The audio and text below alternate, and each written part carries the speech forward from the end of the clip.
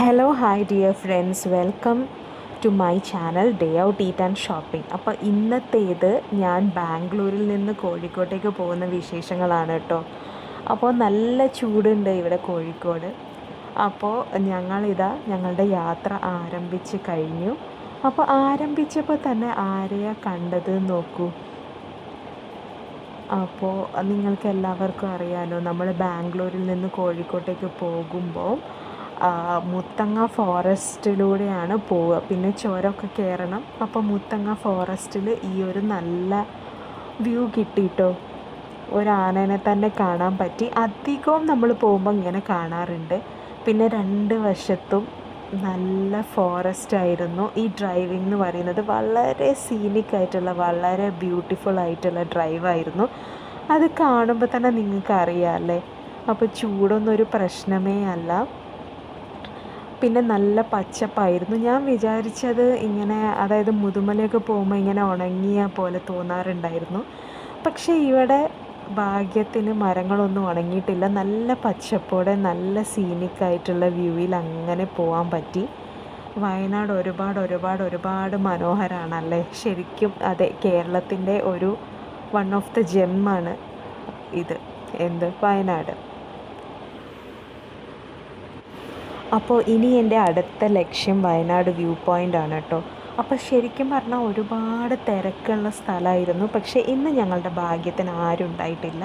അപ്പോൾ അതുകൊണ്ട് ഇറങ്ങി വീഡിയോ എടുക്കാനും ഫോട്ടോസ് എടുക്കാനും ഒക്കെ പറ്റി. നല്ല കാമായിട്ടുള്ളൊരു അന്തരീക്ഷമായിരുന്നു. പിന്നെ മിസ്റ്റ് മൂടി കിടക്കുന്നുണ്ടായിരുന്നു. ഇത്ര ചൂടുണ്ട്, വെയിലുണ്ട്, എന്നാലും കുറച്ച് മിസ്റ്റി ആയിട്ട് വളരെ ബ്യൂട്ടിഫുൾ ആയിട്ടുണ്ടായിരുന്നു കേട്ടോ. വളരെ മനോഹരമായിട്ട് തോന്നി ആ വ്യൂസും പച്ചപ്പും എല്ലാം. അപ്പോൾ ഇവിടെ നിന്ന് നോക്കിയാൽ നമുക്ക് താഴെ വരുന്ന വണ്ടികളൊക്കെ കാണാം. അപ്പോൾ ഇതാണ് വയനാടിൻ്റെ ഒരു one of the view point. പിന്നെ അതുപോലെ നമ്മൾ ചുരം കയറി കഴിഞ്ഞാലുള്ള മെയിനായിട്ടുള്ള ഒരു സ്ഥലം ഇതാണ്. അപ്പോൾ ഇവിടുത്തെ വ്യൂ ഒരുപാട് ബ്യൂട്ടിഫുള്ളാണ് കേട്ടോ. സാധാരണ ഇവിടെ ഫുള്ളി ക്രൗഡഡ് ആയിരിക്കും. പക്ഷേ ഇന്നെന്തോ എൻ്റെ ഭാഗ്യം എന്ന് പറയാം, ഞങ്ങളുടെ ഭാഗ്യം, ഞങ്ങൾക്കിവിടെ നിൽക്കാനും ഫോട്ടോ എടുക്കാനും ഒക്കെ പറ്റി. അപ്പോൾ ഈ പാറകളെല്ലാം കണ്ടോ, ഇതെല്ലാം ചേർന്ന അതിമനോഹരമായിട്ടുള്ള സ്ഥലമാണ് കേട്ടോ ഇത്.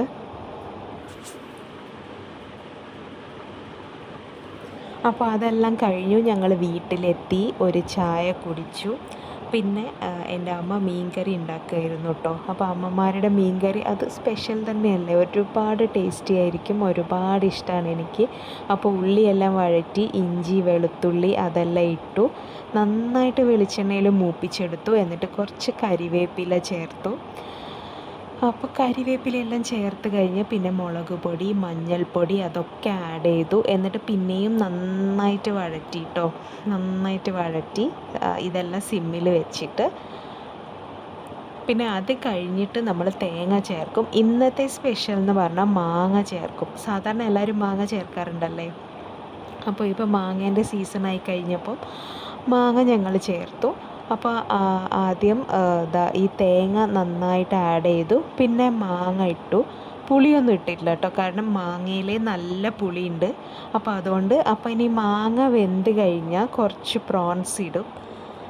അപ്പോൾ അങ്ങനെ നമ്മുടെ ഫിഷ് കറി റെഡി. അപ്പോൾ ഞാനിത് കഴിക്കാൻ വേണ്ടിയിട്ട് മാത്രം ഞാനൊന്നും കഴിക്കാതെ വന്നു കേട്ടോ. ഞാൻ എൻ്റെ വിശപ്പെല്ലാം അടക്കി വീട്ടിൽ പോയിട്ട് ഇത് കഴിക്കണം എന്ന്. അപ്പോൾ നല്ല ടേസ്റ്റി ആയിട്ടുള്ള ഗ്രേവിയാണ് കേട്ടോ. അപ്പോൾ ഇതാ നമ്മുടെ ലഞ്ച് റെഡിയായി കഴിഞ്ഞു. ക്യാരറ്റ് ഉപ്പേരി, പിന്നെ ഈ മീൻ കറി, മാങ്ങയും ചെമ്മീനും ഒക്കെ ഇട്ട് അടിപൊളി മീൻ കറി. അപ്പോൾ ഇതെല്ലാം കൂട്ടിയിട്ട് ഇന്ന് കഴിക്കാൻ പോവുകയാണ് കേട്ടോ. മീൻ കറി ഉണ്ട്, മീൻ പൊരിച്ചതുണ്ട്, ക്യാരറ്റ് ഉപ്പേരി ഉണ്ട്, മോരുകറി ഉണ്ട്, എല്ലാം എൻ്റെ ഫേവറേറ്റാണ് കേട്ടോ. അപ്പോൾ അതെല്ലാം കഴിഞ്ഞു. വീട്ടിലേക്ക് ഒരു അതിഥി വന്നിട്ടുണ്ട്. ഇത് നമ്മുടെ കിങ് ഫിഷർ എന്ന് പറയും. അതെല്ലാം കഴിഞ്ഞ് ഞങ്ങൾ വൈകുന്നേരം കുബൂസ് കഴിക്കാൻ വേണ്ടിയിട്ട് ഇവിടെ കുബാബയിൽ എത്തിയിട്ടുണ്ട്. കോഴിക്കോടുള്ളൊരു ഫേമസ് റെസ്റ്റോറൻ്റ് ആണ്. അപ്പോൾ ഞാൻ അതിൻ്റെ ഡീറ്റെയിൽസ് ഡിസ്ക്രിപ്ഷൻ ബോക്സിൽ കൊടുത്തേക്കാം. അപ്പോൾ ഇവിടുത്തെ ഇത് അടിപൊളിയാണ് കേട്ടോ, കുഴിമന്തി. അപ്പോൾ റൈസും നല്ല ഫ്ലേവറുള്ള നല്ല റൈസായിരുന്നു. അപ്പോൾ എൻ്റെ ഈ കൊച്ചു വീഡിയോ ഇഷ്ടപ്പെട്ടാൽ ലൈക്ക് ചെയ്യുക, ഷെയർ ചെയ്യുക, സബ്സ്ക്രൈബ് ചെയ്യുക. ബൈ.